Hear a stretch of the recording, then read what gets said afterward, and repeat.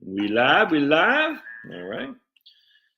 Annette, Marie, que paso? Fanny, would you just make up your mind? The guy's got ants in his pants. No, go lay down. No, good boy. Good boy. Marie, what were we emailing about the other day? I forgot now. You had emailed me. I can't remember. What's going on, Tejas? Got two from Tejas and one from PA here today. It's gonna be a good show, I hope. I'm calling it a show. Now I'm drawing a blank. What the hell were we talking about, Marie? Hey, put it in the thing because now I'm going to go crazy thinking about it. I can't remember. I was watching this. Monica from Chesapeake, right on from Cola, South Carolina. Kirk is from Portland. All right, cool. We got Scott and Tejas, another Tejas again. Anna Marie, we talked about her the other day. It was Pablo up the stairs, right on. Man, my eyes are getting bad, dudes. Oh yeah. I'm having to get the reverse LASIK where I can actually see close now. I can actually see fine, without the bar, but I can't see close to save my life. Anna Marie from South Florida. I got a girl named Anna Marie. We got Mark. My son Hunter says hello. Mark's from in here. We got John from someplace called Zillis, Florida, or something like that. Spectator, Cleveland, Ohio's in the house, thinking the Browns are going to do something. Can't lie, I'm kind of getting over sports anymore. It's just all charade in terms of what Mount Washington, King Tuck. All right. The whole thing with Serena Williams just pisses me off. I just like, dude, she's not the GOAT. I just like, and I don't pay that much mind to it, but it's just like, it's just all virtue signaling. And then this whole thing with the Duke volleyball girl whose grandma is a blatant racist against white people. She goes to probably whitest university in the United States and BYU, and then makes a claim, and everybody starts, oh my goodness, it's like this is it's anti-white, dude. Is anti-white is bad. I don't like racism. I don't like racism on any end. I don't like being targeted because I'm a white guy. It's freaking nuts. And they found some autistic kid who was, I guess he was like, he didn't say anything. He just was like interfering somehow with the Duke players. The whole thing's just nuts. And they banned him for life. It's just a sacrifice. The mob wants sacrifices. And I don't know why white people put up with this stuff, dude. It's crazy. I don't get it. I'm like, no, you're not going to freaking make us feel guilty about sins that someone else did in the past. Sorry, you're not going to turn this around on us. And yet here we are doing the same thing. And the problem is the idiots from the Duke University are like, oh yeah, because everyone's scared. Everyone's afraid, man. Everyone's afraid to call the emperor with no clothes. Sick of that crap, dude. Sick of it. Just stop with this freaking. Look, you don't have to be. Where you going? Interesting how you're working on a computer that has your video games on there. How ironic there, Liam. My kids have a remote day today because the day after Labor Day. Suspicious. Anyway, and stop saying, look, anytime you hear a racist black person say, oh, man, you're pretty racist. And then they're going, oh, no, some of my best friends are white. That you're going to hear that because I guarantee that's with this racist chick from Duke, the racist grandmother who's running for some stupid office in Texas. No. Some of my best friends are white. And then you know that they're racist piece of crap. And it's just the same thing. I'm just sick of it. It's so stupid. And yet we fall for it. There's a big hoax in Germany now with some guy who is from Sri Lanka. It's just like, it's like the same. It's like, what is it? Where do the whites just get cucked to be so scared? It's the weirdest thing, man. I don't get it. I've never understood. I literally don't understand. I mean, it's just from the media. I get it. But still, it's like, what is it with the whites just sitting there saying, oh, don't call me racist. I'm not. Please call that guy racist. It's like the Salem witch trials. I would have thought the whites would have learned after the Duke lacrosse thing to say, that could be your boy. And then after Me Too, that could be, no. It's still like, no. As long as they call that guy racist, it's kind of like the don't tax you, don't tax me. Tax the guy behind the tree. It's kind of the same thing. Don't call me racist. Don't call you a racist. Call that guy over there racist. They'll leave us alone. They're never going to leave you alone, dude. They're never gonna. Friggin' grow a pair and say, no, I'm not putting up with this crap. Which is the whole point about Well, I want to do my YouTube channel because I just want to help people get out of the beast. And the beast, you're going to have to, we're going to have some exposure to the beast. But the beast is this: it's a society that's falling apart. They got some preacher in UK or Germany who's literally, maybe I can't remember. I posted something on my community tab who's like, maybe there's some issues with LGBT stuff that we don't want kids to learn about. And he got literally like just freaking almost strung up. You're like, dude, this is crazy.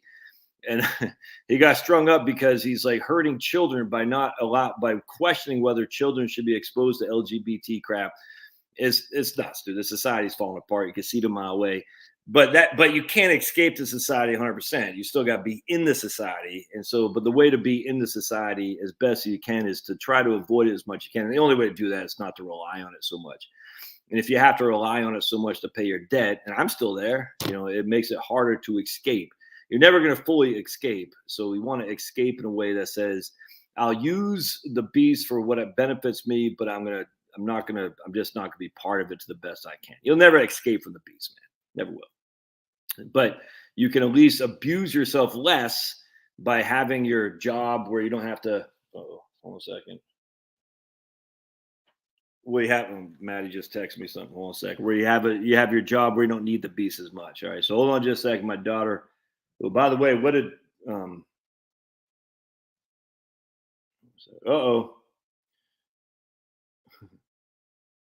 A dachshund is not similar to other dogs, and it bears a certain resemblance to weasels and ferrets, which count against it as a dog. A Chihuahua is even less similar to most dogs and is somewhat similar to rats and guinea pigs. Hear that, Pablo? Hear that? All right. So, all right.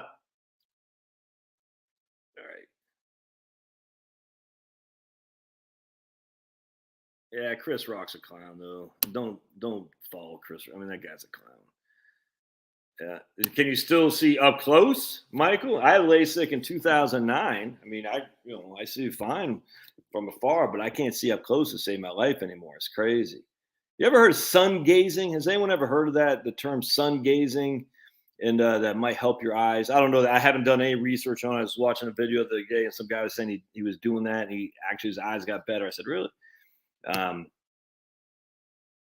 Chris Rock sucks. Joe Rogan sucks. Yeah, Juliet Smollett, exactly. Well, you're down that neck of the woods, right, Carl? Aren't you in North Carolina?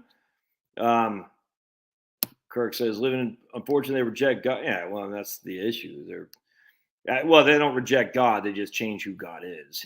God is the woke crowd. All right. So here's my man, BJJ for life. All right, Josh, in the previous video, you mentioned that if you only have Social Security as income, you pay no taxes. If I made $60,000 regular salary and then have Social Security at $38K, how does that affect my taxes? Well, you're going to have, if you're single, 85% of your Social Security will be subject to taxes. All right, subject to taxes. So just keep that in mind. Yeah, I gotta love the Pablos. Would rather wear cheap. Yeah, that's why I got cheap readers, man. These Walmart, you know what I'm saying? I got them all over the place. I don't love dogs better than people, though. That's James, I know you're being facetious, but at the end of the day, you can't do that. It's kind of like we're just forgive yourself, because if God can forgive you, well, hell's bells, you can too. I had LASIK in 2000. Was told I need readers and have been using them since 2005. Right on. Dougie Fresh, Casper the Ghost. Yeah, it's just it's divide and conquer. I mean, the issue is it's not a racial thing; it's idiots. You know what I'm saying? And the sad thing is that a lot of the idiots who are in control are still whites, and they are conditioned to say if it's someone with a person of color, they're always right, and if it's someone who's not a person of color, is always wrong. The funny thing is, if you just read any kind of history, the Southern Europeans. If you think about it, you got Morocco, Algeria, Italy, Greece. All these things are essentially the Middle East and North Africa, Southern Europe. They all look the same, man. They all look the same. Oh my goodness, they all look like Tyson. Relax. But anyway, the point being is the idea that an Italian from Italy It's that much different than a Moroccan in terms of the look. It's just freaking stupid, man. It's dumb. I just, yeah, yeah. It's but Italian from Italy is white because we have to. Yeah, anyway. All right, I'm done with that. It's just idiotic. I'm sick of idiots. Um, exactly. Mike Knife on a freaking scumbag. What's he doing? I was actually thinking about. There's another guy. I was wondering what happened to that guy. I forgot who it was. I forgot. I was talking to my wife. Michelle, there was like a hot chick who was right wing, Michelle something, Michelle Fields. Remember her? And she blamed Corey Lebowski, Trump's guy. Michelle Fields said Corey like bulldogged her or something like that. And there was no video evidence of that whatsoever. I remember she was smoking hot. So, of course, if that's the only way you get street cred if you're on the right is to be smoking hot, apparently. It's weird. And then she got all the media attention, and then she blamed Trump's Corey, whatever his name is. I was asking my wife, I can't remember why I thought about her also. Maybe because I saw some other smoking hot conservative. I'm like, this is just embarrassing. But I remember it's like, whatever happened to that chick, Michelle something? Michelle Fields, I think is her name. And I just want you have all these fakers, man. Like they had the chick from Allison Camerata. She was on Fox. Then you had the stupid Margaret something, like blonde head, cute little girl. She went to CNN and did hands up, don't shoot. These guys are all fake, man. All fake. Yeah, hell, Ann Coulter. I don't think Ann Coulter is attractive in the least. She's freaking heinous to me, but she's all fake. Who's that Tony chick? Tony something? Same kind of, what is she? It's just like, it's embarrassing. It's like, what? Anyway, you can see it's all controlled opposition. It's weird. Anyway, Michelle Fields is right. Yeah, whatever happened to her, man? But don't worry though.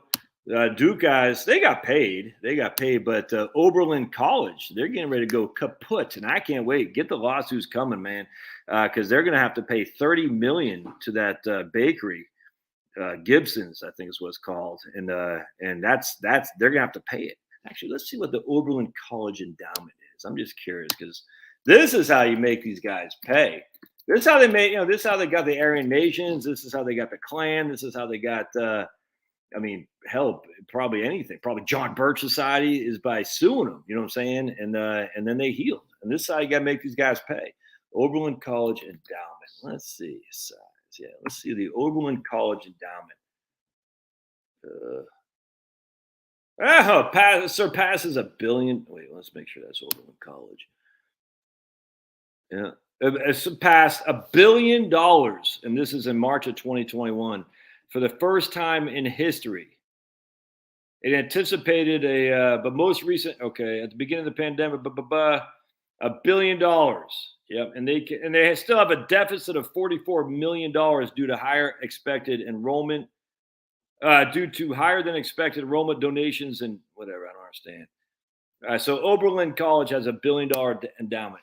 Tax that freaking endowment. Go after it. How many people go to Oberlin, not even graduate, but with student loans? Go after the freaking endowments, Republicans. But the Republicans aren't because they're part of it, man. I sent for Christy. No, man, she's smoking too, but I don't like. She's all right. I can't. I'm Trump, but even that, I'm like, I don't know. Is Trump part of it? I don't know, but I'll still vote for him. DeSantis is kind of getting my nerve. Look, I like DeSantis as governor. Don't get me wrong. I certainly vote for him more than Trump. More than whoever the Democrats put in. But I don't. I just, yeah. It's just you gotta you can't rely on these guys, man. So you got to rely on yourself, and the way to do that is pay off that. All right. So I want to stop. I stopped giving to my. Yeah, I'm never giving to George Mason. They can all kiss my big fat behind. Every time we get a George Mason thing, it's always like diversity, LGBT, blah blah blah. And I was like, I just can't take it, dude. In fact, it's I saw. So all these, did you all see that in the UK, all their MPs and stuff, that's basically their Congress people and their governing authorities are getting to write off as expenses and get reimbursed for their energy costs on their second homes. And they had a picture. Let me just find that. I said, you guys are freaking scumbags. I'm not sure I'm gonna be able to find that. Scum, was it Zero Hedge? Hold on a second. Let me see if I can't find that. Oh, Greece and Turkey are looking to go to war. Oh, Californians ignore pleas to conserve power as grid pushed to brink. It sucks to be California, but you brought this on yourself, man. Right, 1 second. Oh, then we got a new idiot who's running the UK. Actually, had some faith in Boris Johnson. How stupid was that? I'm not gonna be able to find it, but they had a thing with Matt Hancock, who is Boris's number one guy when it came to the pandemic, and he had an NHS, so he's getting free. Let's see. Yeah, I don't know where I found that. Hold on a second. He's getting to write off his energy bills on a second house that the government's paying for, and he's walking around with a pin that said NHS that had the rainbow flag. Remember, these are the conservatives. Just keep that in mind. These are the Republicans version. I'm not going to find. All right, anyway, whatever. All right, so let's go into this about Bogle.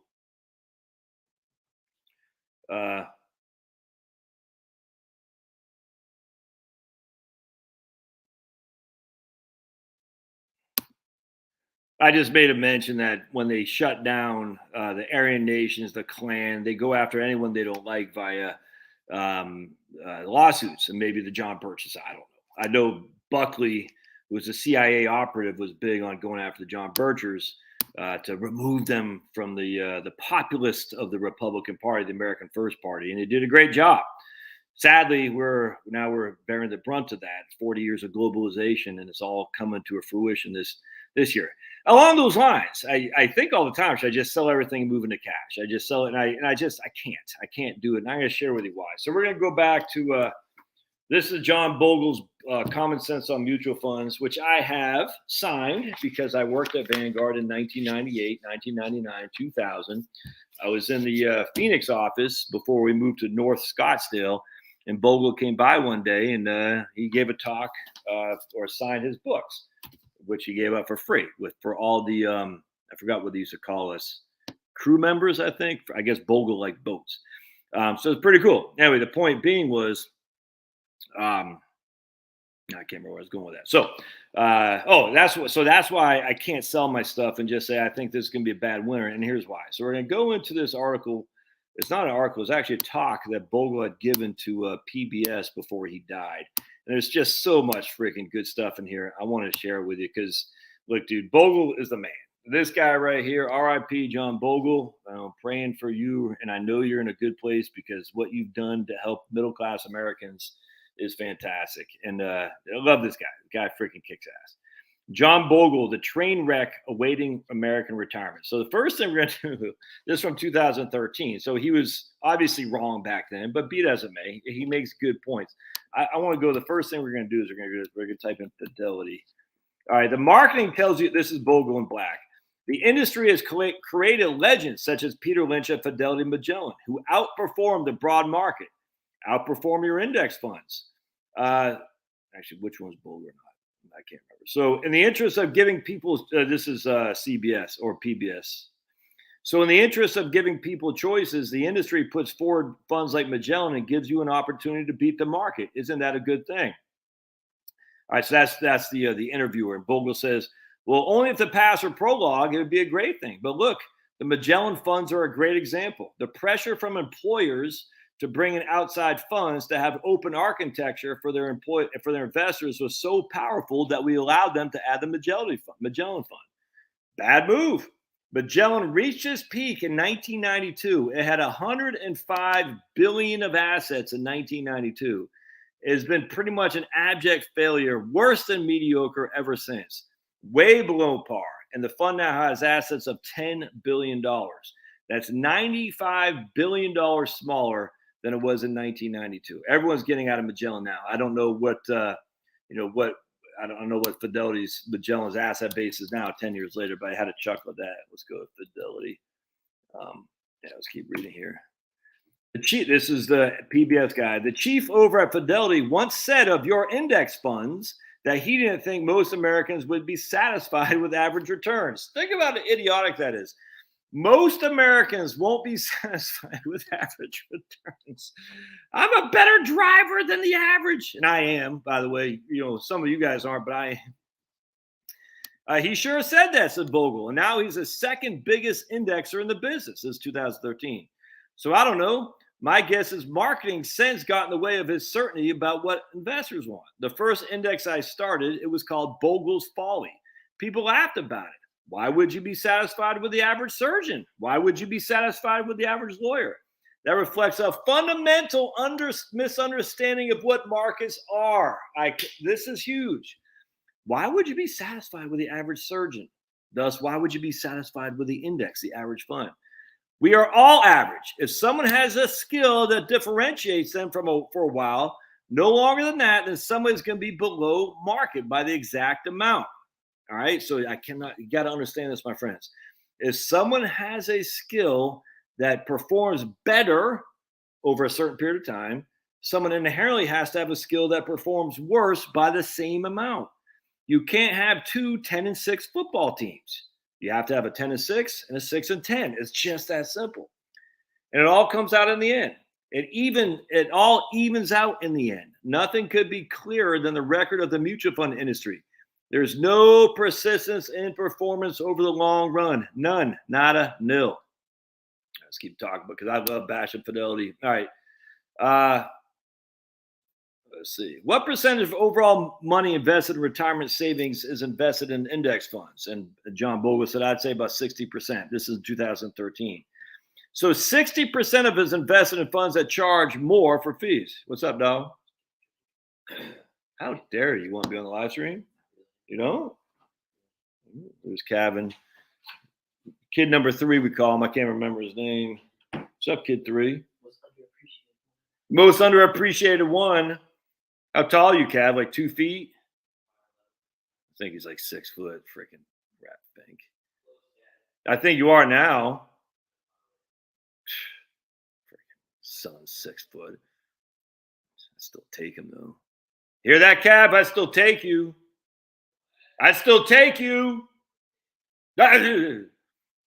Anyway, so if you saw the curve of the rise of index funds, including ours and Fidelity's in particular, and the fall in actively managed assets, including Magellan's and then Americans funds, you'd see that probably 80% of the cash flows now are going to index funds and only 20% active. The trend is positive. No question about that. Yep. What do your competitors over at all the big mutual fund companies have to say to you? They don't talk to me. Usually every year I go to the ICI general membership meetings in Washington. And I say a little bit tongue-in-cheek, but not far from the mark, that if you've been in the business for more than 25 years, you don't even make eye contact with me. And if you've been in the business for 5 years or less, you say, Mr. Bogle, you're my hero, or I wish our firm could run their mutual funds the way your firm does. Oh, my goodness. I love this right here. I imagine there's another thing they think. Some of these executives, and that is a game about making money. I'm much more successful than Jack Bogle. I'm a billionaire. Jack Bogle's not. If that's their objective in life, more power to them. But that's how success is measured on Wall Street. That's how success is measured all over America. Except here. Retire poor on paper. Poor on paper. Anyway, let's see here. Why has greed at this time in our history taken such a firm hold in the American ethos? We've always had greed. I hate that crap. Everyone just greed now. All right, so let me just keep back because it's fun to bash the Fidelity guys. So if I'm a big insurance company and I'm offering a 401k plan out to a bunch of employers and Fidelity over here wants to get their funds in the mix, they have to pay me to list their funds on my menu. And Bogle says this is kind of sub-rosa part of this industry, and there's not a lot of information about it. But the fact of the matter is, as far as I know, that these kind of payments to brokers for distributing your shares has simply become part of the system. Now, we don't have to worry about it here at Vanguard because we don't have any brokers. Is there anything wrong with the fact that Fidelity pays me to get listed? What's wrong with it is that it diverts returns from the mutual fund directors to whom you have a fiduciary duty. In other words, if you didn't do that, you could reduce your fees and have lower expenses for your funds. And when you do that, you would have higher fees. So these employers are going to have to pay extra money, employees, in fees when they buy that Fidelity fund so that Fidelity can be listed on the menu. Yes. Now, I don't know any specifics about it, says Bogle, but as an example, I think that's the way the industry works today. So we don't know if that's Fidelity's habit, but certainly is the way the industry as a whole works, 100%, my friends. It permeates the industry. The brokers are getting a little religion here. They're saying, why should I distribute your funds unless you pay me to? You get these big management fees. I want some of it. You're getting plenty. Give me some. The fund shareholders pay. All right. So just real quick, I want to see anything else here. We talked about, okay, good. So now I want to go into what right here. All right, this is fantastic. All right, so right here, because this comes right out of the book, and it's free. I mean, it's not literally right out of the book, but from this book right here. And this is why I just want to go over this, because this is nuts in terms of what you should expect in the future. And this is also why I won't sell my stocks, man. I won't. Actually, let's see what Bogle said about Wellington. Oh, I just freaking love this guy. Remember, I was in the business in 1998. So in 2013, he said anyone who's been in the business for 5 years or less, I had been in the business for 10 years previous to that. I came across Bogle in 1994 when my professor, Dr. Howard Block, RIP, had given me a book on at least an article on French Fama, the three-factor index. And French Fama went on to DFA, Dimensional Fund Advisors, the evidence-based investing, evidence-based. It's so freaking stupid. And long story short, and I read Burt Malkiel over at Princeton, Random Walk Down Wall Street, and I gobbled up everything from Bogle because the guy kicks ass, absolutely kicks ass. Now, he wasn't a pauper. I want to be clear. He did not die with no net worth like Nikola Tesla. He did die with a $50 million net worth, but that's pittance compared to how much he has contributed to the industry. By the way, don't even compare Bogle to Warren Buffett. Warren Buffett's a scumbag. John Bogle was not. Just keep that in mind. Warren Buffett scumbag. All kinds. That guy's just, look, man. You don't get to be Warren Buffett because of skill set. There's always going to be a Warren Buffett. I'm telling you, there'll always be a Warren Buffett. And they don't get there. You don't become a billionaire by not selling your soul for rock and roll. Can I prove it? No. But I mean, look, man, that doesn't happen by chance. It does not. Anyway. All right. So what was I going to say? Here, like when you went, all right, here, we're just going to talk about investment. I won't go back. This is fantastic. The first mutual funds were essentially index funds that allowed an investor who didn't have a lot of money to buy into a fund and therefore diversify, because these were baskets of mini stocks. He talks about Massachusetts MFS right here. The first actual fund, says Bogle, the Massachusetts Investors Trust, was started in 1924. I would say the number one reason for it was diversification, a very underrated benefit. You have a bunch of different stocks. You're not putting all your holdings in Enron. Efficiency, and for number three, for those days, was relatively low cost. And number four, I always put this last, management, because management cannot add value, but people somehow feel more comfortable with the management looking over their investments 100%. In those days, the typical mutual fund was similar to an index fund. They were managed, but they tracked the market for years and years and years. It was fairly efficient. It was fairly long-term and focused, the original mutual funds. So they weren't doing all the trading like they're doing today, and they bought basically a basket of blue chip stocks. It also began the business of trusteeship. Many of the original mutual funds had nothing to do with the marketing of their shares. Firms were out there that sold mutual fund shares and made a commission on it, but they did the buying and selling. We didn't even think about marketing. You started a fund, middle of the road fund. Those were in the old days, in the late 20s and 30s and up to the 50s. And they were run by trustees who felt a certain sense of fiduciary duty to their investors. Marketing was not in the middle of the picture. It was peripheral. Even the manager controlled the marketing. And when you had only one fund, think about your perspective. Like, I was at the Wellington Fund. When I joined the firm in 1951, it was the only fund we had. We lived and died with the Wellington Fund. It was a fund that we wanted to take good care of, and we knew what was doing every minute of every day. But that has all vanished today. These private investment managers, trustees, if you will, have been replaced by giant financial conglomerates that bought into the fund business because they could see profitability in it.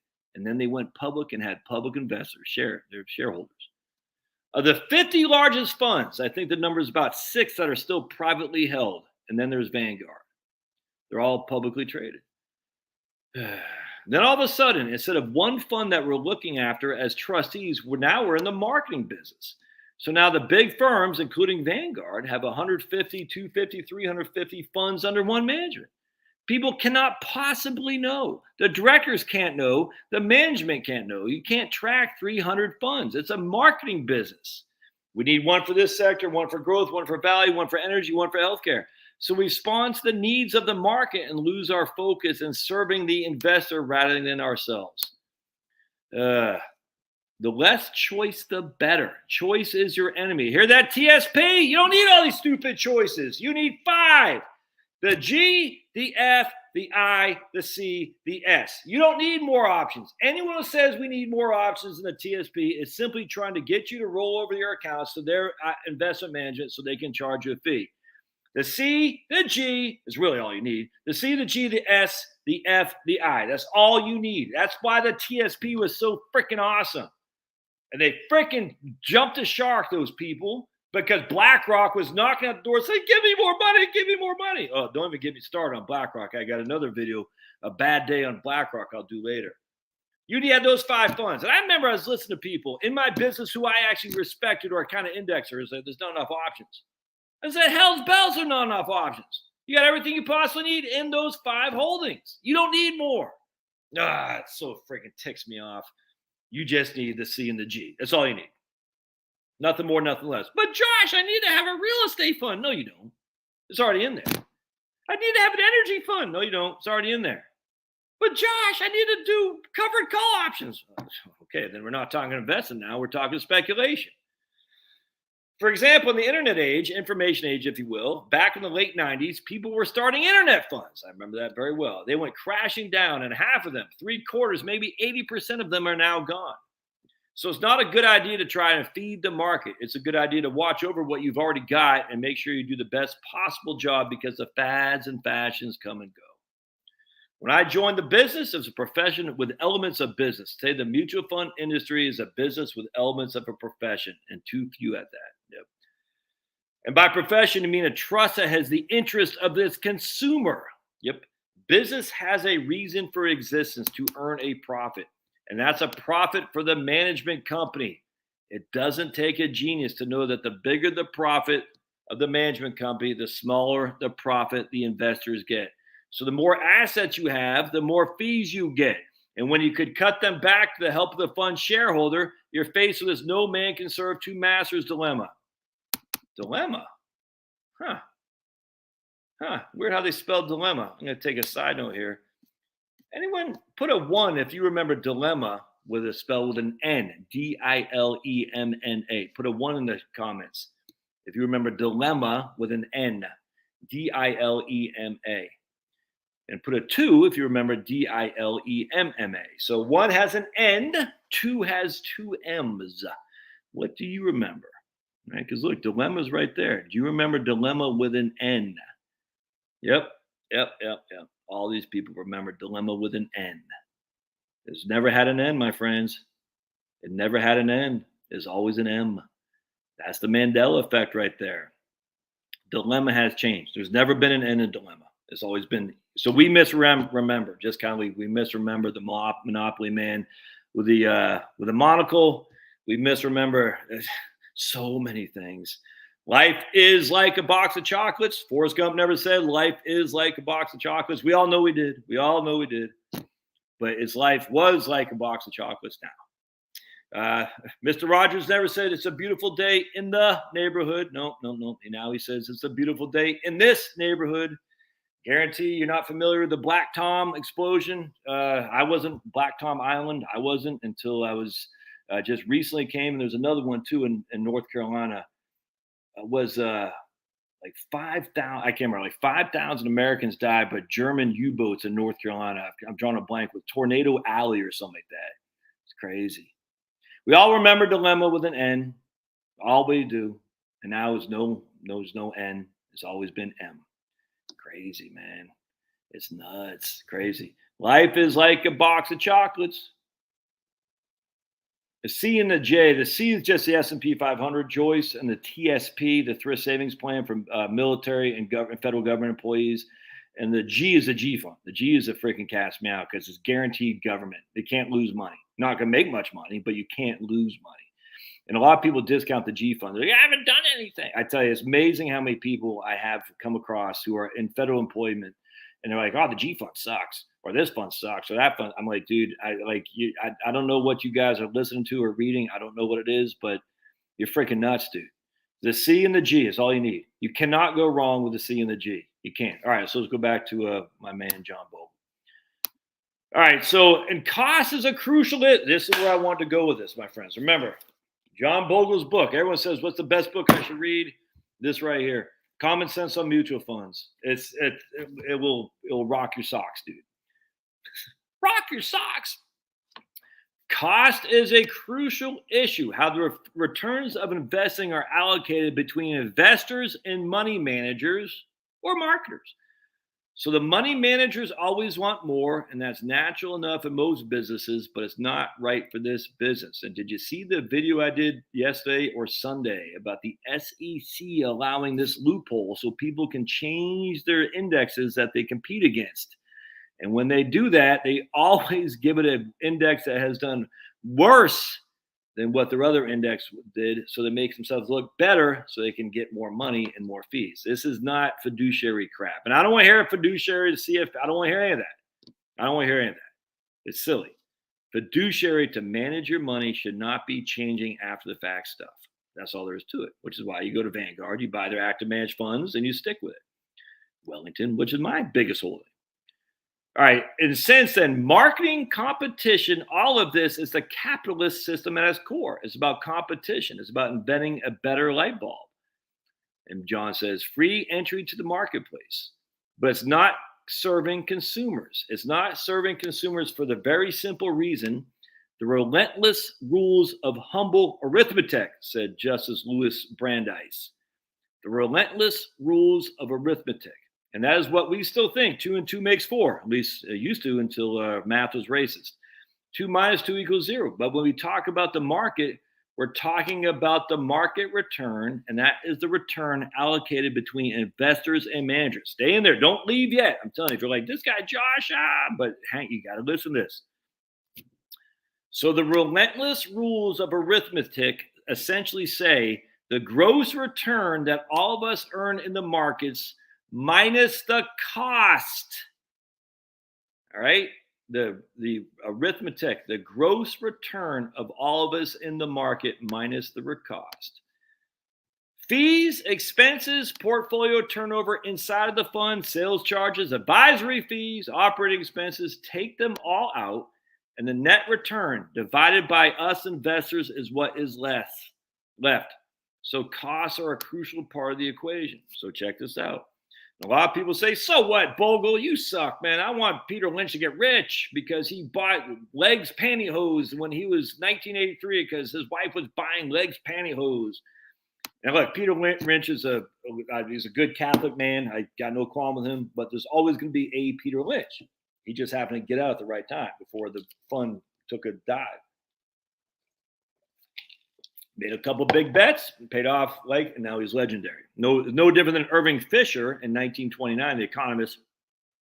I'm telling you, man, you want to look back at history of Irving Fisher, you cannot tell me there's not a globalist cabal of some sort. Irving Fisher is part of it. It's nuts, man. Anyway, he called it wrong. He said the market is at a perpetual high now, and literally like the next day it crashed. But so we always think of Irving Fisher in the he was wrong, but actually it's funny because he's a lot more into various things in our overall world that we see today than you think. All right. So people say, so what? Well, think about it like this. We're lucky to get a 7% return on the market. This means it should not surprise anybody that investors as a group divide up 7%. Suppose it costs 2% to gain 7% rate of return. Then investors who gross 7% will net 5%. I hope you guys are realizing this. If the return was 7% gross as a market as a whole, and it costs you 2% to get that 7%, you're netting 5%. You're essentially leaving 40% of your returns on the table because of the fees. Now, when the market's going up, as it did in the 80s and 90s, at 17% a year, 2% doesn't seem like much. but it's still an awful lot. And if you compound 7% and the 5% return over, say, 50 years, well, in fact, the investment lifetime, something like 70% of the market return goes to Wall Street and 30% goes to the fund owners. Isn't that crazy? The difference compounded over time between 7 and 5%, you're only keeping 30% and Wall Street's keeping the other. So it's greatly underrated because we're all so short-term focused. We don't think about investing for a lifetime. What the classic example of all of us have been taught, probably from grade school, about the magic of compounding. What happens in the fund business is the magic of compound returns is overwhelmed by the tyranny of compounding cost. It's a mathematical fact. No getting around it.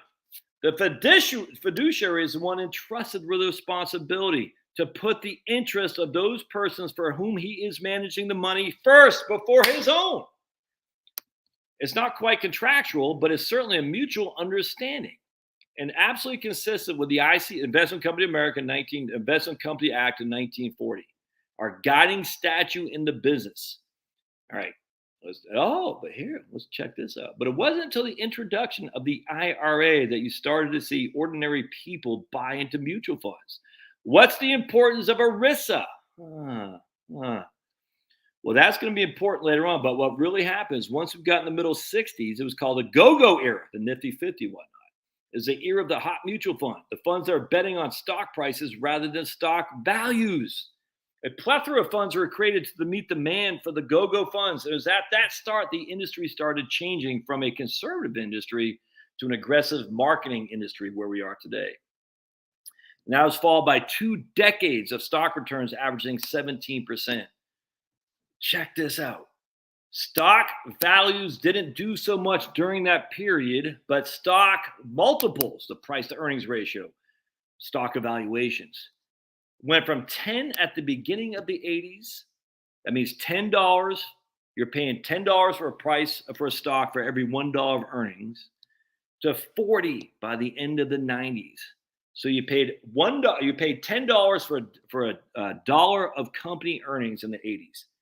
Fast forward 18 years later, and you're paying $40 for that same dollar of earnings. That's inflation right there. In other words, the value of the share in terms of the company's overall worth didn't change, but what changed was people willing to pay more for it. Speculation, says Bogle. It's a pretty simple, this right here. I hope there's still people watching here. Let me just double check. All right, sweet. Got 1 second because this right here is everything. And this is what if you're using my Right Capital software, this is what I base my returns on. If you're asking anybody how they're getting their projected returns, this is how you get it. First, when you buy into the markets, you know what the dividend yield is. And second, you know that the earnings has a high correlation with the GDP. Corporate earnings grow roughly with America. All right, so you got corporate earnings growing kind of similar to what the U.S. is growing at, plus a dividend yield. All right, man, I'm telling you, it's crazy. So you've got one well-known and given fact, the dividend yield, and 2, a reasonable expectation that corporations will grow with the country. And the country should have a normal growth rate, a nominal rate, adjusted for inflation, about 5%. So dividend yield plus nominal growth rate. And Bogle is saying about 5%. Now, let's keep going. You have a 3% inflation that helps build up the values. And so you get a 2% real growth adjusted for inflation. 2% real earnings growth year over year. So people are paying a lot of money for, when you think about it, a 2% real earnings growth. That is all it is, and it's all it will ever be. You're not getting 10%. You're not getting 20%. Basically 5 nominal, 3% inflation. That's 2% real earnings growth year over year. Plus, you have that 2% dividend. That's another big thing that's changed. We start off in the 80s, at least in the late 70s, the dividend yield was almost 6%. But by the end of the 80s, it's almost 3, and by now it's about 1.5 or something like that on the S&P 500. because we had all these dot-com stocks. Well, not just because of dot-com stocks, because like Bogle says, people are bidding up prices from a 10 PE to a 40 PE. First, the long-term return on stocks is about 9%. That's a historical return because it averages 4% of dividend yields and 4.5% of dividend yields and 4.5% of earnings growth. That's nominal before inflation is subtracted out. But his prediction, Bogle, your prediction is lower than that. It's lower than that in part to give you the simple part. The original returns were based on a 4.5% dividend yield. And now we have a 2%. Right, so the average rate of return is 9, but in the historical construct with a 4.5% dividend yield. Now it's only 2, which means if we're going to get 9, we'd have to have earnings growth year over year be 7.5 or 7%. I don't see that happening. Look at it this way: if the dividend yield is 2% lower than the long-term return of 9%, we'll drop it to 7. It's a deadweight loss, that dividend. So 7% is a pretty good return in this day and age, because bonds are yielding maybe 2-3% depending on your portfolio. So stocks are really a pretty good investment for the next 10 years. Again, this is 2013. He was 100% right. But once you subtract your fees, you adjust for inflation, you subtract taxes, you're really down to a paltry return. We don't tell people that in this business. You're a very bad marketer, John Bogle. I'm not selling managed mutual funds. I created the first index. So instead of taking out, say, 2% a year for the market return, I'm going to take 5 basis points, or less than 1/10 of 1%. So if you get a 7% rate of return, I'm going to give you 6.95. So I take out the management costs. I take out the portfolio turnover because we don't have any capital. We don't have any selling, very rarely. I don't mean a commercial about this, but simply a mathematic proposition that cannot be disproved. Yeah, 100%. In my new book, which is called, I haven't read this, The Clash of the Cultures, I have a chapter on future retirement planning. And it says our retirement system is headed for a train wreck unless we do something about it. Social Security needs to be changed in gradual ways to become solvent again. Corporate defined benefit plans. This is scary right here, my friends, because everyone's like, we need to go back to pensions. It's idiotic. The vast majority of us never had pensions. This well before my time is stupid, but let's go into it. Because Bogle hits the head on the nail. Hits the head on the nail. Yeah, that's a good one, Josh. Bogle hits the head on the nail. That's fantastic. Bogle hits the nail on the head. If you go to corporate defined benefit plans, pensions, they're assuming, and state and local government pensions are even worse. They're assuming that the market return in their portfolio will be 8% a year. There's no way under the sun they're going to get 8%. It's impossible. No matter what they do, they're stuck in a bind given the kind of markets we expect in stocks and bonds. The best they can hope for is 5%, unless some wonderful, attractive scenario for the future unfolds, which is really unimaginable. If anything, it's going to be worse. If you think about them compounding their returns at 4% instead of 8% that they build in the plan, they're going to have to start putting a whole lot of money into the plans. They're going to be bankrupt. Those plans have been dying for a long time. They're dropping out, the corporate ones, but not the older government pensions.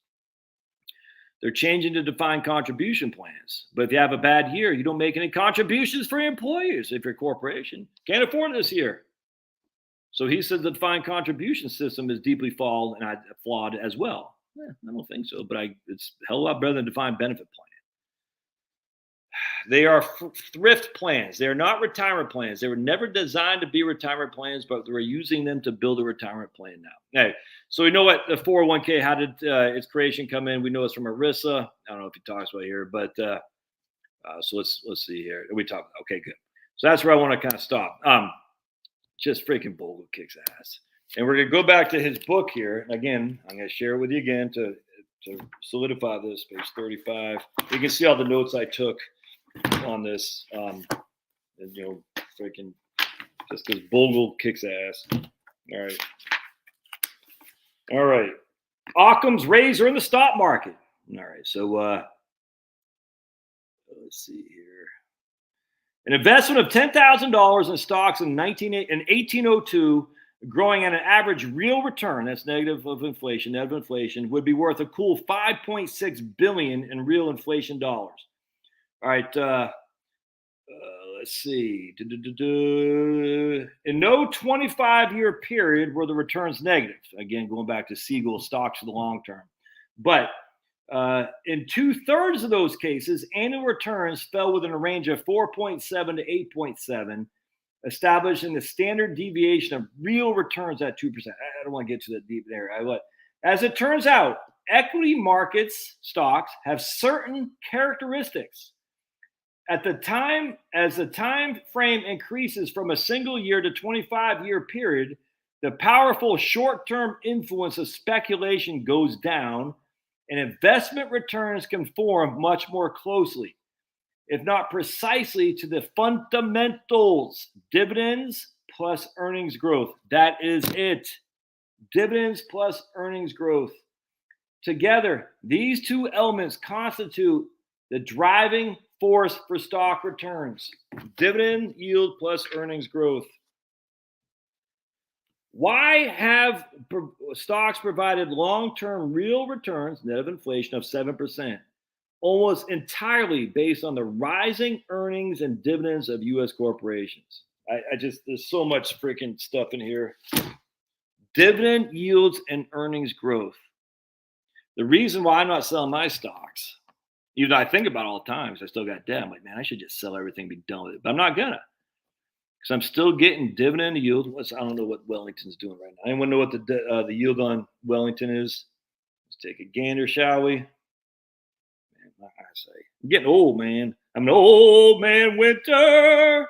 BEWLX keeps on rolling all along. I'm going down to the levee. I don't say. That's Marshall Tucker Band. I'm Doug Ford, singer of Marshall Tucker Band. That's me. And I don't know what the dividend yield on the Wellington is. Anyone knows, put it in. But we'll just say it's 3%. Because it does have some stocks, large cap, value-oriented stocks that pay a dividend, and it's got some bonds in there. So I'm looking at friggin' 3% dividend yield, and I'm hoping to get a 4% earnings growth year over year. So 3% dividend yield plus 4% earnings growth year over year. That's a 7% rate of return. You factor out inflation, whatever you want to use, a 3% gross inflation. I'm going to net 4%. I'm very comfortable with that, given that right now the 30-year Treasury bond is only paying 3.12, 3.5. So bonds prices are going down. Bonds are getting hammered today again. So the yields are going up. Still, but that's gross of inflation. All right. So if we have a 3% inflation, I'm getting 3% of my bonds. That's a big fat goose egg. I make no money. On top of that, I still got to pay in taxes on that 3% I got from my bonds. So it's a losing proposition. I don't expect the corporations not to be able to continue to make profits. I don't expect to get 6, 7, 8% year over year earnings growth, but I certainly would expect 3 to 5. That makes sense to me. I'm very comfortable with 3 to 5 plus a 3% dividend yield. I'm keen on that. Now the problem, and this is what concerns me, is like, okay, that's great. Over the next 2 years, we go insanity with environmental. The Greens need to be a Nuremberg trial for the Greens. Al Gore needs to be subject to a Nuremberg trial. What's his name? Michael Mann, Attenborough, the lying sack of crap from England. They all need to be subject to a Nuremberg trial, 100%, because they're lying sacks of crap and they're going to kill people with their policies without question. People are going to freeze. Cold is 20% more threatening to human beings than heat is. Freaking idiots. And it's just nuts. Anyway, the point being is these people need to be subject to Nuremberg trials. They won't be now. They might be at some point once the cabal changes focus, when the rebels start rebelling. But be it as it may, there's no way that the companies aren't still going to be out there to make a profit, if that makes sense. I mean, it could be. But in the interim, it scares me. Like, okay, what if I wake up 2 years from now and I'm down 40%? You know, it's for every $100,000 I have, it's only worth $60,000 now. Yeah, that's a concern. I'm not going to lie to you. But remember, the money is made really when the markets are getting hammered. And the reason for that is because if you're reinvesting your dividends, I know it doesn't seem like much, but you're buying shares that are getting destroyed. You see what I'm saying? You're reinvesting. So the market's tanking. You're buying those shares on reinvestments. You got to reinvest your dividends. I tell you, I used to work with a guy, my branch office manager, when I was at Legg Mason / Smith Barney. He never reinvested dividends. He always put it in cash. I never liked that. No, he liked his idea. Well, we keep the cash, and that way the cash builds up. He can call him, 3, 5, 6 months later and say, "Hey, you got $15,000 sitting in cash. Let's go ahead and buy this stock." And he got paid for it. But it's always his way to build up cash in case the market's tanked. Look, that made sense. I get it. I never liked that. I said, no, reinvest. Reinvest is your best way to dollar cost average when markets are going down. Don't put in the cash, man. Just reinvest your shares for sure. I mean, look, everyone's different. I'm not telling you what to do specifically, but everyone's different. And if you're reinvesting, you're guaranteed a dollar cost average. So for every $100,000, the market falls 40%. I'm now reinvesting the dividends I'm getting paid and the yields on my bonds, which most likely aren't going kaput, and I'm buying back shares at 40% discount. Does that make sense? I'm very comfortable with that. Now, very short term, I'm like, which is why you want to have cash. I don't have any cash. My cash went to pay the taxes. My cash went to build my deck. So I was sitting on $100,000 of cash, but I had to use all that to build this deck and to pay my taxes. So I don't have any cash left, which is freaking frightening to me, but it is what it is, man. You know what I'm saying? I have a home equity line of credit. So if I needed, I don't want to go into debt, but that's a risk I'm willing to take for sure. That's a risk I'm willing to take. We'll see if it pays off or not. But remember, even during the Great Depression, man, 75% of people still had jobs, man. Stocks still paid dividends. I know a lot of stocks went 80% down, but there's deflation. So an 80% decline during the Great Depression, when you have massive deflation like we had, it's not an 80% net loss. It's actually a hell of a lot, 55% net loss when you factor in deflation. And we already went through a 55% loss in 2007, October to March 9th of 2009. So when you factor in inflation, 2007 to 2009 was actually worse than the Great Depression when you factor in inflation versus deflation. And a lot of people don't get that. Like, oh my God, the Great Depression. So yeah, but 75% of the people still work. The vast majority of people were not in freaking food banks, all that stuff. It's just not true. It's just not true. I'm not saying it's great, peaches and cream, but we survived. We had huge global warming in Oklahoma. If you watch Tony Heller's YouTube channel and Rumble channel, he goes back to insane amount of freaking heat waves they had. It makes this seem like a freaking pittance. Huge heat waves all across the United States, all across the world. Horrible heat waves. And on top of that, during the Great Depression, and on top of that, FDR telling people to plow their fields. Don't sell the product, plow your fields so we can increase the prices of your product so I can get more votes on the farmers. On top of that, the regulations that were horrible. And yet we all came out of it. We still made it. It wasn't great. It's scary. I wasn't there. You weren't there, but people survived nonetheless. The idea that we won't survive nonetheless here, given what we know relative to the Great Depression, given that most people have less debt than they had back then, in terms of back then being 2007, 8, and 9, I think a lot of lessons were learned from Japan and 2007, 8, and 9 here, not to be so heavily leveraged. And as such, you got a lot more equity in your home now than you did back then, most likely. I do. A hell of a lot more equity. Hell of a lot more equity. You see what I'm saying? A lot less consumer debt, no car loans, no credit card debt. Everything is in this freaking house. Anyway, so I'm very much excited by that. Well, by the way, I just want to all right. So let me just pause real quick. I'm gonna miss some questions. So if you guys had to ask any questions, throw them on here real quick. I don't know what's happening, Kathy. Was she getting smoked? I'm going down. Champions League football starts as a German, of course. I don't know what Champions League football is. Is that soccer? To the levee. Yeah. Bogle did not like Jack Brennan taking over and making the ship, and I was there, making the ship become a lot more marketing focused. He did not like that. Yeah, CNG guy all day. Right on, man. To get myself beam me up, Scotty. Beam me up, Scotty? Never said. Really? That's crazy. What, Champions League football? I mean, Angie's German, so I got to assume she's talking about soccer, right? But Denise is from Wisconsin, so is there a football? I mean, it's got to be soccer. Champions League, there's no such thing as a Champions League here. I think. Ooh, good news. You hear college football? They're going to expand to 12-team playoff in 2026. I mean, I'll probably be long gone before they actually goes to the implementation. But hey, good for them. That way, we wouldn't have to have the SEC always every year get 2 bids. It's crazy. All right. So, how would you handle employee stock purchase plan? How would I handle an employee stock purchase? My company will offer an extra 10% of shares. I have no clue, dude. I had no way to come on that. No idea if it's soccer, says Denise. I have no idea what the specs are on your company. You know that better than me. If you like it and get a 10 to 25% discount, that's good. But I say, why are they giving us the discounts? What's my keeping 20% energy stocks, 10% commodities? Seems pretty defensive. The returns have been great. I don't. I mean, yeah, I got no qualm with that. I don't have it. I have Wellington.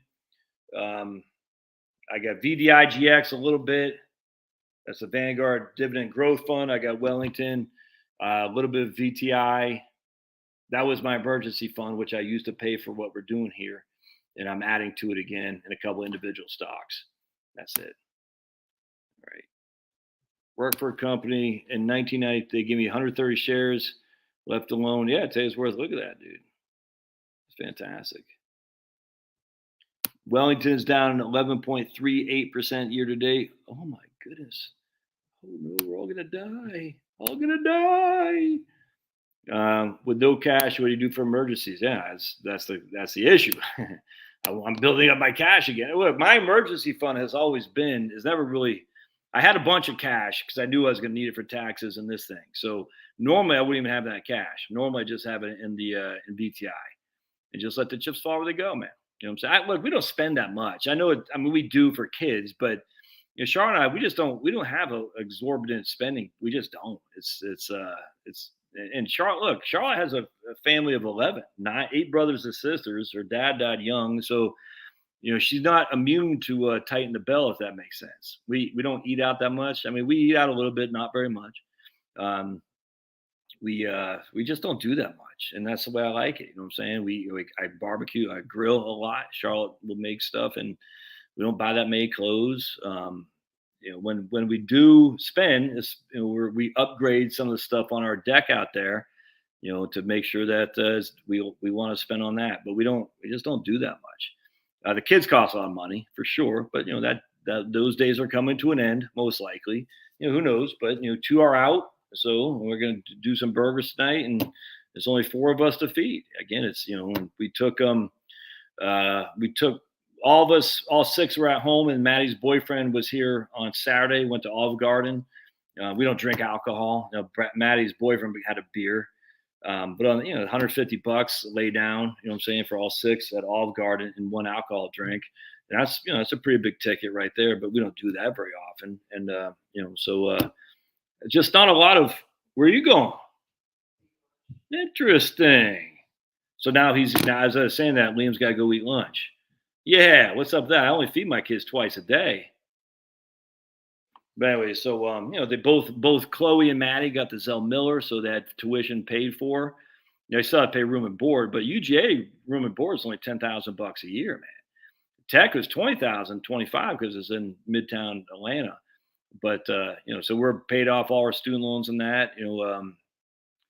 We're just anyway. So Charlotte shared a room with 2 of her sisters, and just a 3-4 bed, 1.5 or 2 bed bath. Not a townhouse, but like a split level ranch. So we're both used to tighten the belt if we need to. It's amazing when you actually figure out your expenses, how much easier it is not to worry. And I tell you though, and Charlotte knows this, my big thing is a freaking mortgage. Scares me to live in bejesus because I just remember what it was like in 2008. As I did a video on that. In 2008, it was scary, dude. I don't want to go back through that again. But in 2008, I didn't have any equity. I used my VA loan. You know what I'm saying? I didn't use my VA loan for this. I got tons of equity, tons. Even the market fell 50%. I still have, a couple $100,000 equity. You know what I'm saying? It's crazy. It's fantastic. Yeah. So here's Boss Tweed is waiting for the big crash to reinvest my dividends. Look, people do whatever the hell they want, but I hear that all the time. I'm waiting for the crash, and well, when's the crash going to come? We don't know. I gotta get my things back on.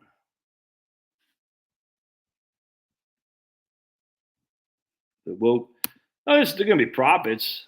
Oh, here we go. VZ Verizon. Yeah, see, but Verizon scares me because they got all the debt, dude. That's what scares me. Yeah, put that on my community tab because electric vehicles. Remember, electric vehicles are going to ban internal combustion engines. But then we're going to have 5 straight days you can't charge your electric vehicles.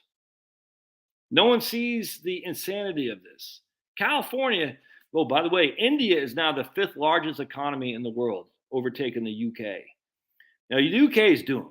Germany's doomed. The UK is doomed. There's no other way around that. The United States is not doomed, man. We are not doomed. China's doomed. All these, when I say doomed, their economies are just fracturing. China, though, because it is a command and control economy, won't listen to the freaking Black Rocks of the world. Tell them, go green. Because they're not idiots, man. I mean, the Chinese government, the commies, I mean, love them or hate them, it doesn't matter, but they're not fools. They know that they have to provide some level of basic services or else they're going to be strung up like Mussolini. You see what I'm saying? But California, I don't know what the hell's going on there. I still find it amazing to me. No more electric, no more diesel, gasoline powered cars.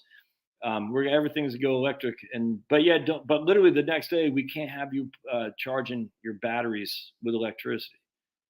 And I saw this article too on what's up with that about there's just not enough minerals in the world today to power the current stuff of electric vehicle batteries. The whole thing is just nuts. It's like we're living in la la land. It's nuts to me.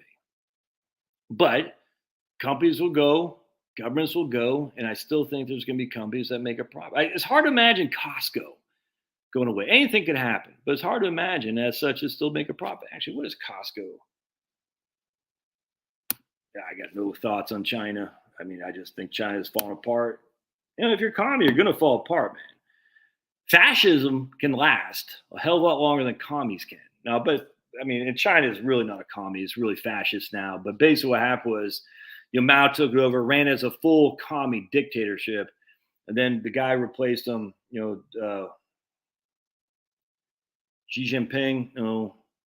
But the guy, I'm seeing his name in my head too. I can't remember. The guy who replaced him wanted to be fascist. You know what I'm saying? Him and Nixon got together. And if you think this is just all happenstance, no, it's all planned from the central casting authority of Davos, whoever the hell it was, in the Club of Rome. I don't know. So they had big government, China, commie with big business, and that lasts a hell of a lot longer than straight up commie does. You know what I'm saying? But that is starting to fracture. You can see it a mile away because ultimately you have to have competition, man. If you don't have competition, even the biggest companies are going to fall. And at least in the United States, we still do. We're a quasi-fascistic state, but we still have entrepreneurship. You know what I'm saying? And China just, I mean, look, so let's see what Costco. I love Costco. I know they're run by libs, but yeah. So Costco, small dividend yield at less than 1%. Price earnings ratio about 41. That's what Bogle is talking about. So that seems like a little bit pricey stock, but let's look at Verizon because Verizon's got debt coming out the wazoo. And there's Verizon. That's gone from 55 to 41 in 6 months' time.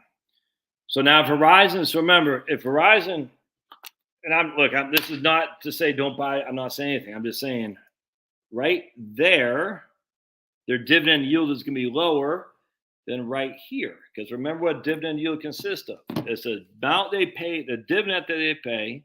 All right.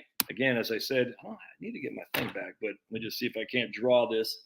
All right. So we got $100 share and a $1 dividend. I talked about this the other day in the last room. $100 share price with a $1 dividend.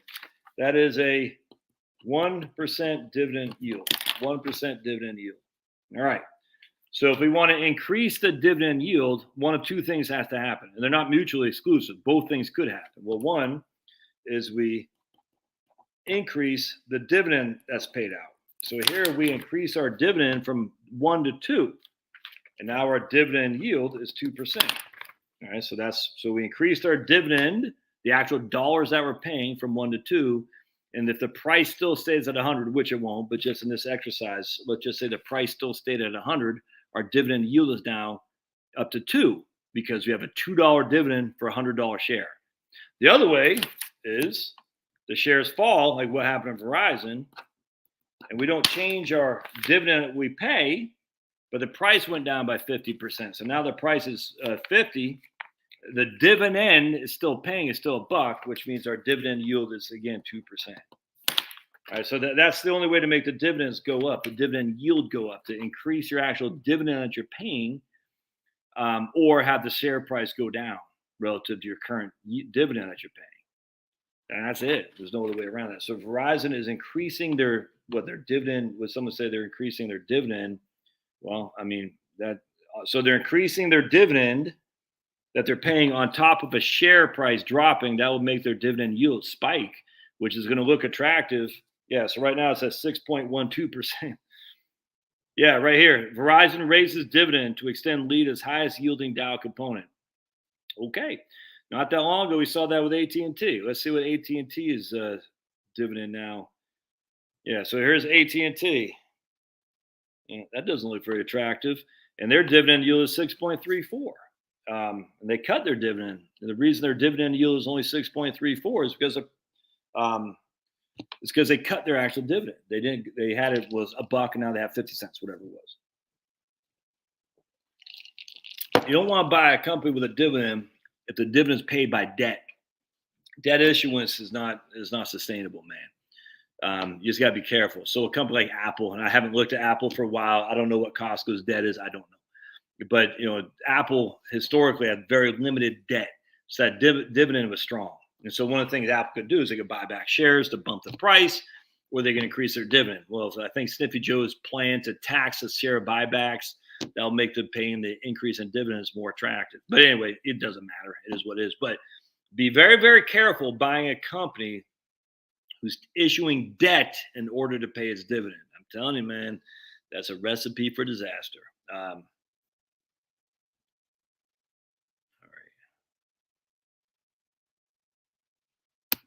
If is having a holding in international equities a means to hedge against U.S. Why would you need a hedge in international against U.S. Deflation? I don't get it. I mean, I guess what you're saying is because the U.S. stocks would be reducing their dividends, or the share price would be going down because of deflation. Well, we only have one instance of that in the 1930s. So we don't know, but I don't know why you would think the international would be immune from a U.S. deflationary. U.S. still kicks ass, dudes. All these people say, "Oh, there's not enough." The children today are idiots. No, we still rock and roll, man. There's no place you'd rather be. Don't move to Thailand like Pulverizer and Prairie Mark. I think he's in Philippines. Oh, U.S. baby. U.S. or bust. Yeah, we got Sniffy Joe and his clowns. I get all that. The FBI is up to no good, but dude, it's still America, man. Freaking USA in your face, Canada. You don't want to be in Canada. Hell, Canada. Go up there with freaking Fidel Trudeau. By all means, go up there with Castro Jr. Mexico looks attractive, but still, it's Mexico. They got some smoking hot ladies and they got wonderful food, but it's still Mexico, man. I'm not moving to Mexico. Honduras, you crazy? I've been to Honduras, a freaking beautiful place, people awesome. But at the end of the day, you got topsy-turvy governments. Nicaragua, Daniel Ortega, Costa Rica. Come on. I know all the rich lives like Costa Rica. They don't even have an army. Good luck with that, man. It ain't cheap anymore. Panama, I've been in Panama. It didn't do much for me down there, but hey, whatever, man. Whatever floats your boat. It's USA or bust, baby. There's no other place I'd rather be than right here. But it's inflation, the cost of living. I hear that all the time. I just laugh my ass off, dudes. The cost of living in the United States is so high, I can't make ends meet. As I got tattoos, as I drink Starbucks, as I got a freaking electric vehicle with a $10,000 battery replacement, as I go out to eat with the boys and buy margarita. I don't even know what the hell they drink and alcohol when you're out and you drink with the boys. I got all these freaking TV. I don't want to hear it, dudes. None. No, I got no empathy whatsoever as I'm knee deep in debt. And not student loan debt. Student loan debt's evil. I grant you, we should never have done that. I'm telling you right now, they should just wipe it all out and go after the universities who issued it. I don't get why people don't get this. You don't go after the kids. You go after the beneficiaries. Why are people so mad at the kids. Be mad at the people who benefited from it. The diversity officers who are legion now.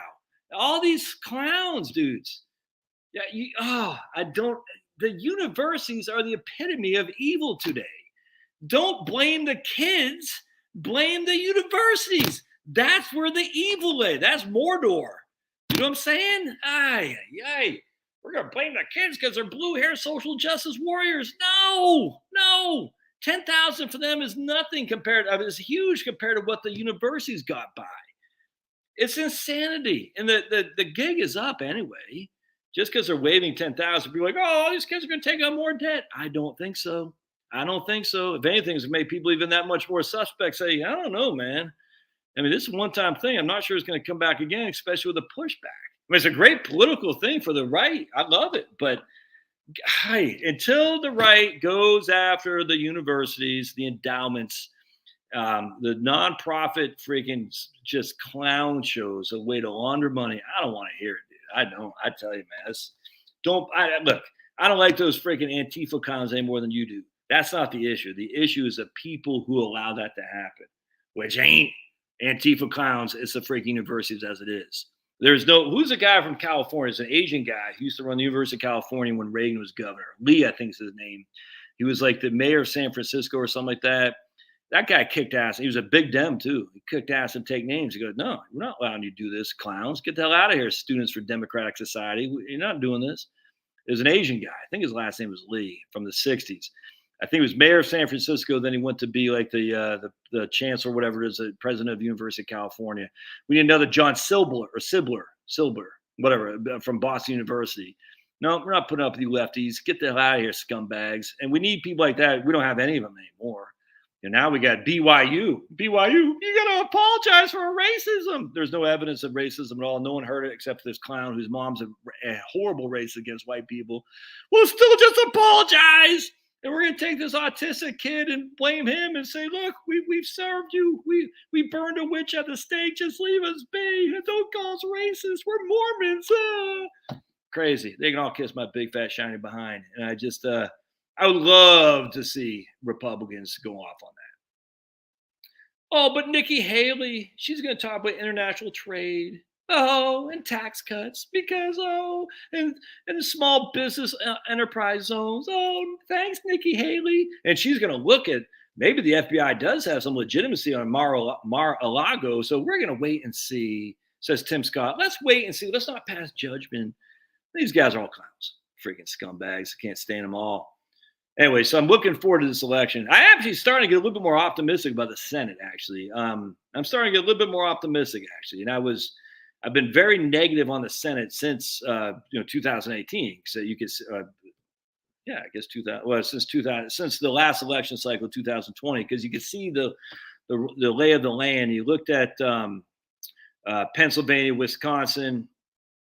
It seems like there's another one out there the Republicans probably going to lose. I forgot what it was. But those are two easy ones to lose because of free and clear elections in Philadelphia and Chester County, free and clear. And then, and I had thought we'd easily take out Warnock, but our idiot Brad Puffensbarger hasn't done anything here in Fulton County. So Fulton County is still free and clear. No issues there, even though it's just the whole thing's nuts. Anyway, I don't think they're going to get away with it as much as they did last time. Let's just put it that way. I don't think it's going to be as blindingly obvious that what they could do this time with drop boxes and stuff. I think there are enough pissed off Republicans say, oh, man, my political career is at stake if we don't fix some of this stuff. Now, I don't think it's been fixed enough. That's for damn sure. But I'm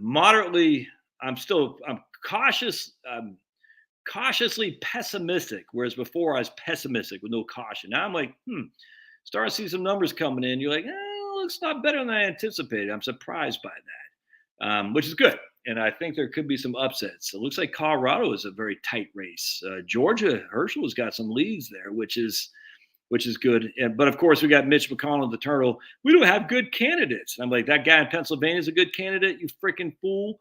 Not Oz. I don't like him, but I certainly vote for him over that clown they got up there. You know what I'm saying? Fetterman, he's a freaking Antifa guy. And outside, is it New Hampshire? We got a Senate race there? I think so. Nevada, New Hampshire, Colorado, though. I was like, ooh, We're within spitting distance there. That's interesting to me. So we'll see. I still think we'll lose Wisconsin. I would love if we could just get Ron Johnson reelected. Oh, I would love that. I would almost sacrifice Republican majority to get Ron Johnson reelected. In fact, I think I would, because that's the only guy who did anything on the COVID stuff. No one else did anything. I'd love to see Ron Johnson reelected, but I don't think he will, because Madison, Wisconsin, free and clear. I think New Hampshire, right? Oh, and I read someplace say that freaking Patty Murray, a mom in tennis shoes. That's what she ran on in 1992. I'm just a mom in tennis shoes. Such a freaking faker. All these guys are so damn fake. And she's still in office all these years later. This mom in tennis shoes. Oh, mom in tennis shoes, year of the woman. That's happened in 92. And it looks like she's got some headwinds there. I don't expect the Republicans to win these seats, but I'm cautiously pessimistic, whereas before I was just outright pessimistic. We'll win back the House. That's a done deal. That's not changing. But if we could take the Senate, that'd be pretty sweet, because that's where the judges get confirmed. That's why Trump winning in 2018, I don't think people recognize the astonishment of what Trump did in 2018 with the Senate. People don't recognize the likelihood of how Trump took out 4 incumbents in an off-year election where Trump had won. That has never happened since FDR. Now, we lost 2 incumbents, but we gained seats. I'm still with the GOP, 100%. We gained seats in 2018 in an off-year election after all the crap that Trump went through in his first 2 years in office. Isn't amazing? Amazing. We took out Bill Nelson, or the NASA guy, the fake astronaut. We took that guy out.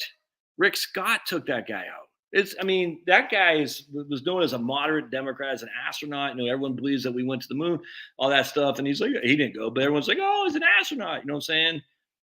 It was amazing how much we gained in 2018 in the Senate.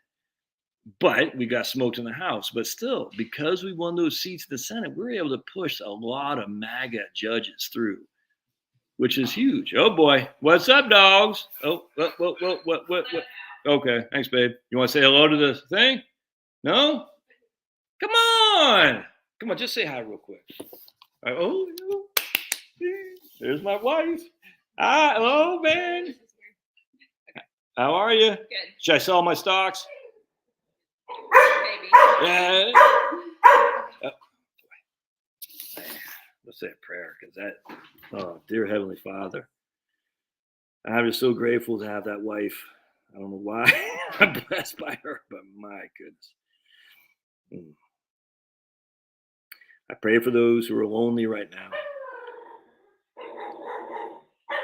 I'm just grateful for all you've done for me, Lord. I don't deserve it, but I'm just grateful. I pray in Jesus' name, amen. Oh my goodness, how much I love that woman. Why I just crazy. Come here. Tell me who got the best of that arrangement right there. Oh, I love that lady. Anyway. All right. Anyway. Bumped away from my coverage. Yeah. Be grateful, man, for what you got. Everyone's got something that's worth being grateful for. I know it's easy for me to say, I'm in my t-shirt, I'm shaved, I haven't showered. You know what I'm saying? But look, I have a good gig because of people like you guys being here. I want you to know how grateful I am for y'all being here. I'm an emotional guy, dude, and when I just, man. Oof. But anyway, when you're given a lot is expected, you know what I'm saying? So you're living in America, you got, freaking 3 hots and a cot. There's so much to be grateful for. Don't walk around life like, you know what I'm saying? Look, I'm just as guilty as anyone else, man. I see stuff that pisses me off. I'm like, dude, what the hell? But dude, it's a good life, man. You don't want to be so in focus on this world that you forget the eternal with Jesus awaits you. Don't get me wrong. We don't want to do that, but there's a lot of benefits of seeing the world for what it is. And if some for me, sometimes just looking at a freaking flower, the different colors of flowers, just the butterflies, see Finney chase a butterfly. It's just the simple stuff is where the true pleasure is. Just like, God, thank you, Lord, for just a simple, oh, like a dog. Look at this guy. I mean, just, I get it. There's a lot, it must be nice. I get it, man. But there's a lot to be grateful for, man. And it's easy to overlook that.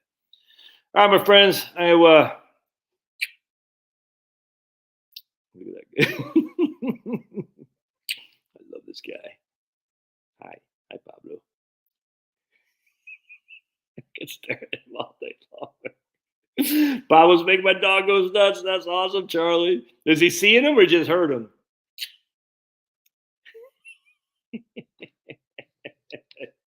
Oh my god! I just love when Pablo. He likes to sit like this. Oops! Ouch!